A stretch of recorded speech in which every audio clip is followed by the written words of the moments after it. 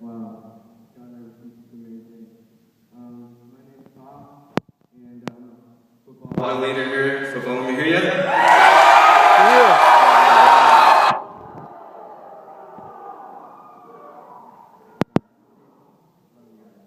want to share with you guys, my life.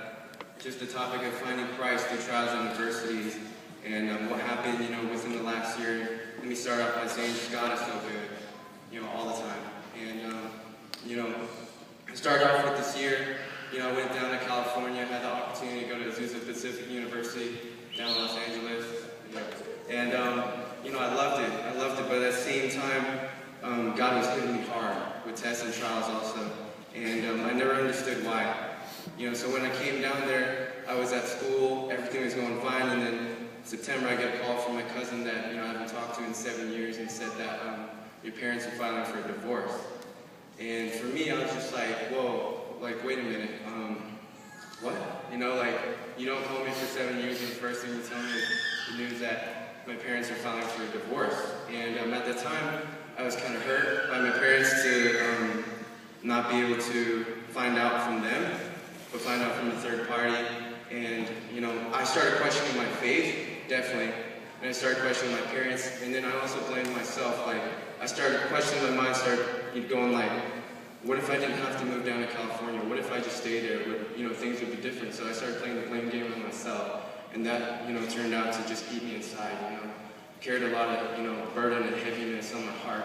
And when I did that, I had two choices.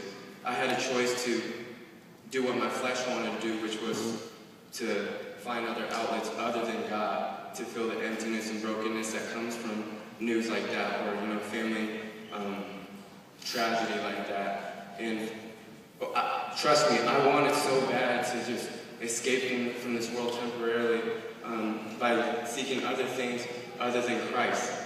But deep down in my heart, I knew that the only thing that would help fill that void would be Jesus Christ. And I remember this verse from James that said, you have to endure trials. Endure, meaning that you just have to face them head on. Because sometimes life happens, and bad things happen to you, whether you deserve it or not. But it's because God allows those things to happen so He can mold you and refine you. You're always in a molding and refinement mode. And what I found out was that He rocked my foundation.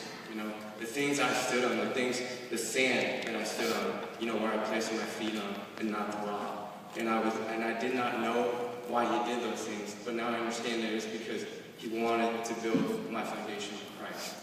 And so I kept going through, adversity, going through that news. I kept believing in my heart that, God has a better plan. When you say, God has a plan, it's going to be great. And it's easy to say when you're not going through stuff, but it's really harder to believe when you are going through those kinds of things. And I started questioning God, but then I also knew that when I fully believe that, whatever that comes from this, God has a hand in it.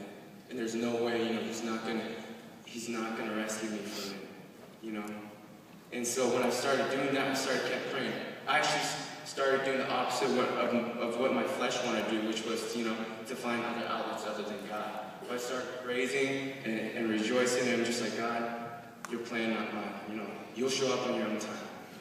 And while this was all happening, a couple of months ago, I found out that my parents ripped the divorce papers when they were about to send it in. And I was just like, at that moment, I was like, I couldn't understand why things happened the way they happened on September, when I first found out. But I truly then knew that, God always has a better plan for me. No matter if I can't see it or not right then and there, I'll see it later in the future.